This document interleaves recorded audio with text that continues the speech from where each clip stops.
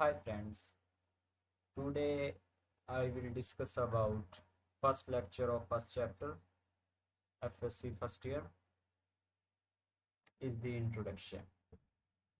Now today topic is biology and some field of specialization. First of all, what is biology? Biology is the study of living things or study of life. biology एक ऐसी branch है science की जिसमें life को study किया जाता है और लाइफ में जो लिविंग थिंग्स और नॉन लिविंग थिंग्स को का इंटरेक्शन देखा जाता है उनके between.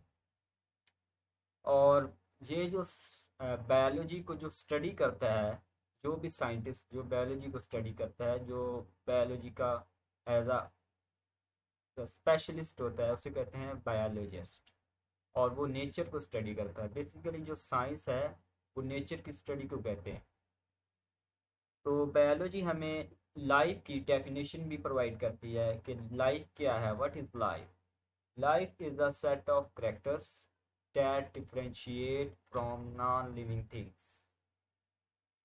Life a main set of characters present होते हैं जो नॉन लिविंग थिंग्स से सेपरेट करते हैं। लाइफ फर्स्ट कैरेक्टर है कम्प्लेक्सिटी। तो लाइफ में कम्प्लेक्सिटी है। जिस तरह एक लिविंग ऑर्गेनिज्म है, उसकी बॉडी के अंदर, उसके सेल के अंदर मैनी रिएक्शन हो रहे होते हैं, many chemical reactions are occur in the body. तो बहुत सारे chemical reaction at a time हो रहे होते हैं। तो इसलिए जो है ना कम्प्लेक्सिटी पाई जाती है लाइफ के अंदर। नेक्स्ट है level of organisation. Level of organisation mean के हर लिविंग थिंग्स के अंदर, लाइफ के अंदर, लिविंग बॉडी के अंदर जो है ना लेवल ऑफ ऑर्गेनाइजेशन प्रेजेंट होती है। तो उसमें हर ऑर्गन का एक एक डिफरेंट फंक्शन होता है। वो हर ऑर्गन जो है अपना स्पेसिफिक फंक्शन जो है ना वो परफॉर्म कर रहा होता है। Third is composed of one और मोर सेल्स। लाइफ जो है, जो भी लिविंग थिंग्स है वो सेल की बनी होती है। या वो मल्टी सेलुलर हो सकती है या यूनिसेलुलर हो सकती है। अगर वो एक सेल की बनी है तो उसे हम कहते हैं यूनिसेलुलर। और अगर वो बहुत सारे सेल से मिलकर बने तो उसे कहते हैं multi cellular. Next is genetics. Life has ability to transfer their inheritance to their offspring. कि लाइफ में ही ये एक एबिलिटी है कि वो अपने जो करैक्टर है वो अपने ऑफस्प्रिंग में ट्रांसफर करेगी। Next is utilisation of energy. कोई भी लिविंग थिंग्स है उसके अंदर जो भी फंक्शन हो रहे होते हैं, कोई भी ऑर्गन अपना जो फंक्शन परफॉर्म कर रहा होता है वो बेसिकली उसकी बॉडी के अंदर एनर्जी को यूटिलाइज कर रहा होता है। तो लाइफ में ही जो ना एनर्जी को यूटिलाइज किया जाता है इन बॉडी बॉडी के अंदर। एनर्जी को यूटिलाइज करके उसके रिजल्ट में जो है ना वो अपना फंक्शन परफॉर्म करता है। Next is reproduction.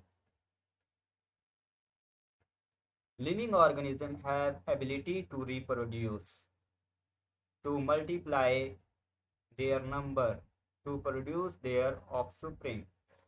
यानी कि जो भी लिविंग थिंग्स है वो रिप्रोडक्शन करेगी। और रिप्रोडक्शन किस लिए करेगी? अपने ऑफस्प्रिंग को प्रोड्यूस करने के लिए। तो अपने ऑफस्प्रिंग को प्रोड्यूस करने के लिए रिप्रोडक्शन बहुत इम्पॉर्टेंट स्टेप है। तो नॉन लिविंग थिंग में इस तरह का कोई भी फिनोमेना प्रेजेंट नहीं होता। Next is homeostasis. Homeostasis mean the ability of animal, the ability of living organism to maintain their internal body environment।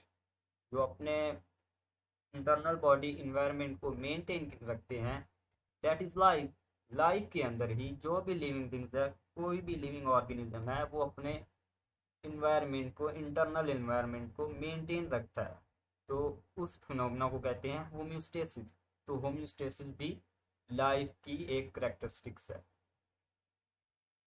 Last one पे है sense of स्टेमुलाई।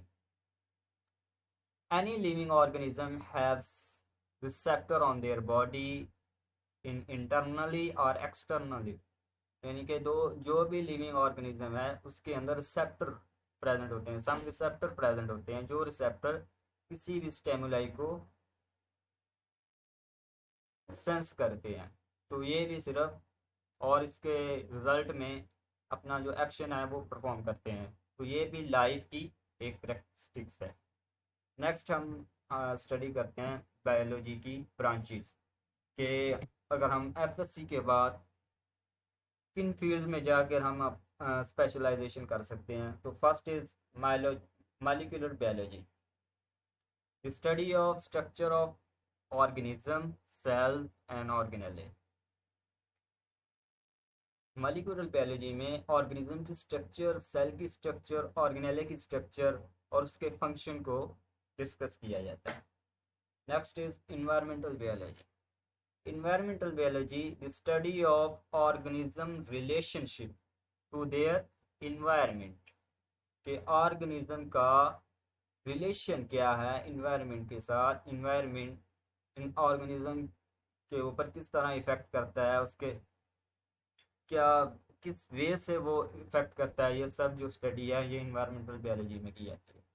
Next is microbiology, the study of micro organism like viruses, bacteria, fungi, algae, protozoan. तो इनकी study को microbiology कहते हैं।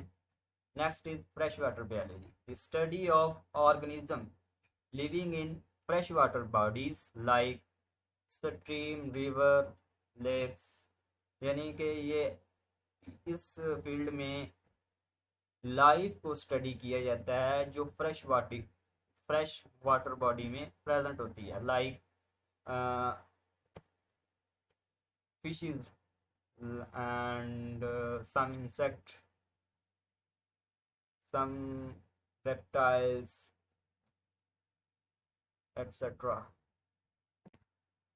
Next is marine biology, the study of life in seas and ocean. Seas और ocean में life की study को marine biology कहते हैं, कि जो सीज एंड ओशन में जितने भी एनिमल्स हैं, माइक्रोब्स हैं, प्लांट्स हैं, उनकी स्टडी को मैरीन बायोलॉजी कहते हैं। Parasitology, the study of structure, mode of transmission, life and life cycle of parasite, यानी कि पैरासाइट की स्ट्रक्चर, मोड ऑफ ट्रांसमिशन के किस तरह से वो एक इंडिविजुअल से दूसरे इंडिविजुअल में ट्रांसफ़र कैसे होता है, या एक होस्ट से दूसरे होस्ट में किस तरह ट्रांसफ़र होता है, या वो इन्फेक्शन किस तरह काज करता है, और इसी तरह उसकी लाइफ हिस्ट्री के उसकी रिप्रोडक्शन किस तरह होती है, और उसके होस्ट कौन कौन से हैं, ये सब स्टडी जो है ना पैरासाइटोलॉजी में की जाती है। Next is human biology, the study of structure, function, anatomy, morphology, evolution, genetics, cell biology and ecology is called human biology. Human biology में सेल की स्ट्रक्चर देखी जाती है, उसके इंटरनल जो फंक्शन है उसकी एनाटॉमी देखी जाती है, मॉर्फोलॉजी यानी कि एक्सटर्नल अपीयरेंस देखी जाती है, उसमें स्टडी किया जाता है। एवोल्यूशन के ह्यूमन जो है उस वो किस तरह एवोल्यूट हुआ, किस तरह उसमें एवोल्यूशन हुई और वो ह्यूमन बन गया। नेक्स्ट जेनेटिक्स, यानी कि वो अपने करैक्टर अपने ऑफ सुप्रीम में किस तरह ट्रांसफ़र करता है, उसमें कौन कौन सी डिजीज़ हैं, ये सब स्टडी जो है ना जेनेटिक्स में की जाती है। सेल बायोलॉजी में सेल की डिटेल स्टडी की जाती है, उनके फंक्शन, उसकी इंटरनल एनाटॉमी और एरर वगैरह जो है ना ये भी स्टडी किए जाते हैं। इकोलॉजी में बायोटिक और एबायोटिक फैक्टर जो है उनका क्या इफेक्ट होता है ह्यूमन पे, तो वो इकोलॉजी में स्टडी किया जाता है। Sociology, the study of social behaviour of human का जो सोशल बिहेवियर है उसको स्टडी जो है ना वो सोशियोलॉजी में किया जाता है।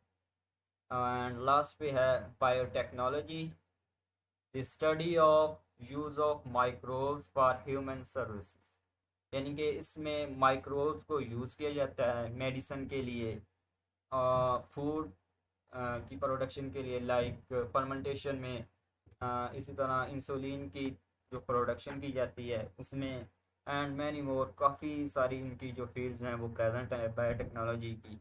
तो इसमें जो है ना माइक्रोब्स को यूज़ किया जाता है फॉर ह्यूमन सर्विसेज, यानी कि ह्यूमन को बेनिफिट्स देने के लिए माइक्रोब्स को यूज़ किया जाता है बायोटेक्नोलॉजी में। तो ये था आज का हमारा लेक्चर। अगर आपको ये लेक्चर पसंद आया है तो प्लीज़ इस वीडियो को शेयर करें अपने दोस्तों के, और इसको लाइक करें, और अपने जो ना इस चैनल को भी सब्सक्राइब कर लें। Thank you.